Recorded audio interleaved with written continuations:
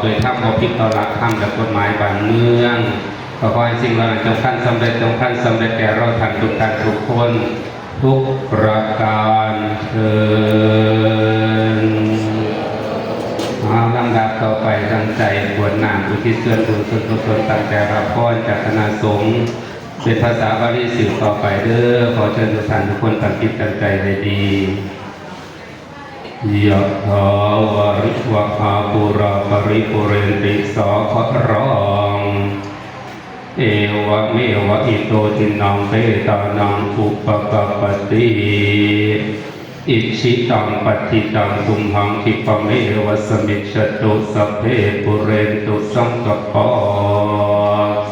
จันโทปนรโสยถามณิโช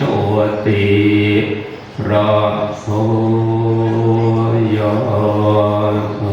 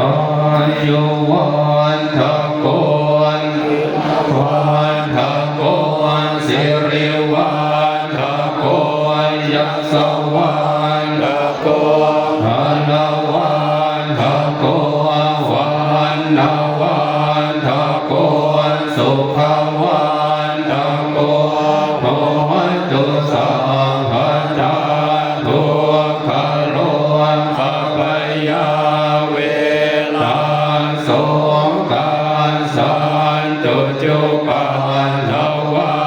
อเน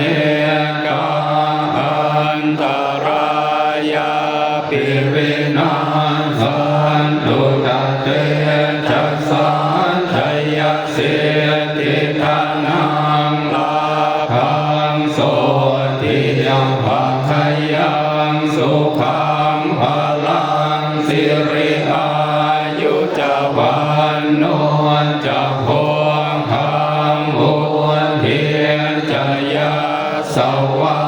สัตวาสัจจะอายุวันจะเจวะเสียเทียมภาวันตุเตภาวันตุสัพพังทารังรังคันตุสัพพะเทวตา